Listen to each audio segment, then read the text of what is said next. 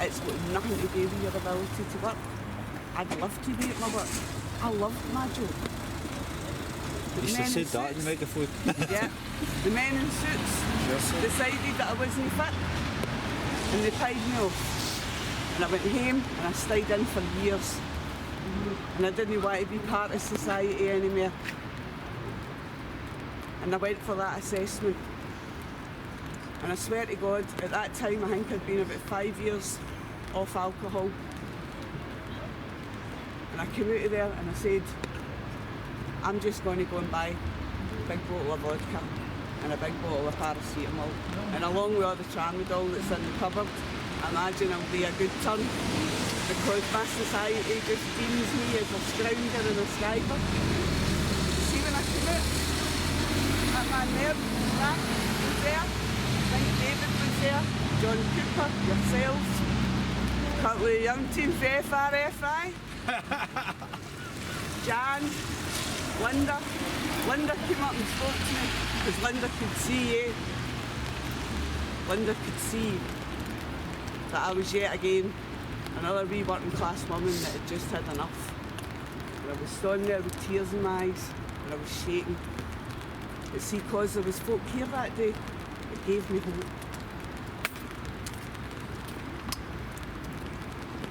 And I want to build a movement that means that there's somebody here, not necessarily for 95, but there's folk here with these leaflets because we need to start working with the law centres and the welfare rights officers.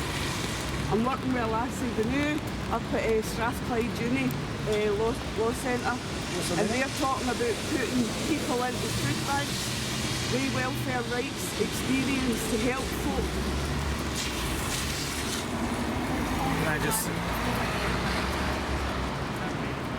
Can I just say that was a very, very moving individual account of what happens here, and this is why we can, month in, month out, for years we've been coming here.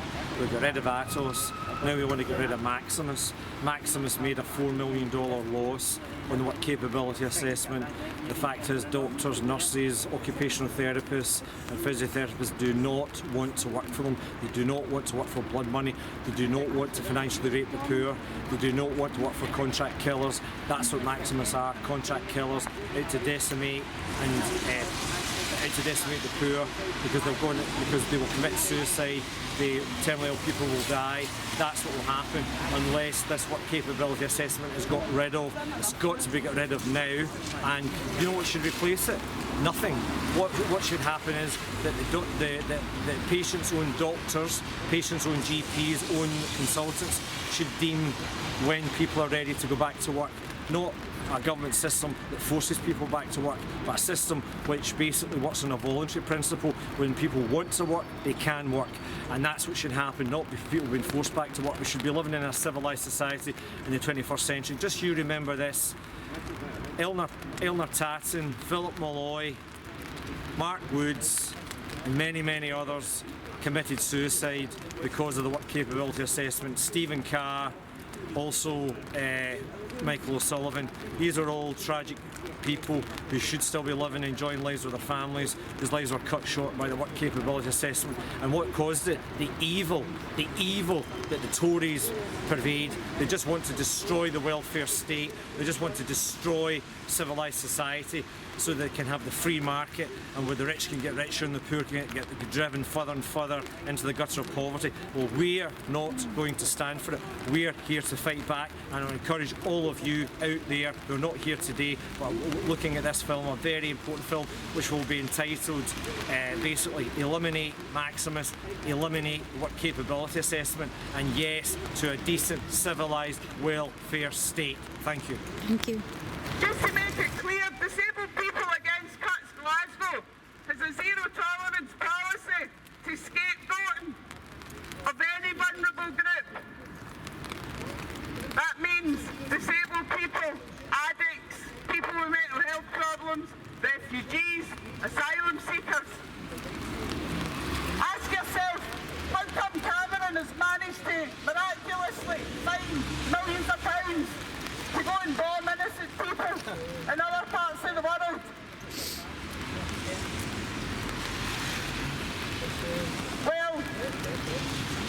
people are dying for lack of food.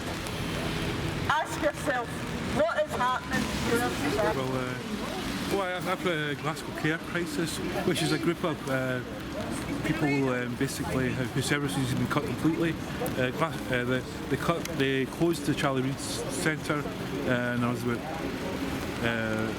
at the time of closing there was about 40 still about. But a year before that, there was maybe a couple hundred people going more regularly, and they cut us bit by bit, and then they introduced charges of £26 a week, which put a lot of people off, and it was really too much for it. And they expected that to cover all the costs.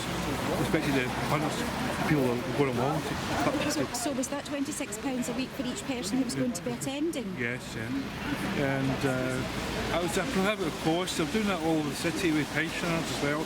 Pensioners' services have been cut and stopped because it's something like £30 a day just for a meal.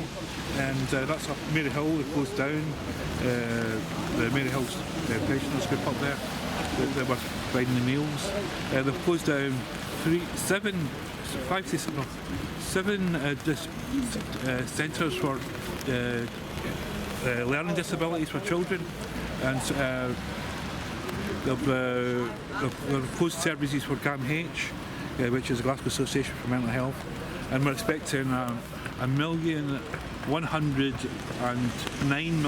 worth of cuts coming, and we don't know which departments that they're going to cut yet, but they always go for the most vulnerable, and I think it will be where they aren't unionised or the least able to fight back, and it's always the case. Can I ask you a question?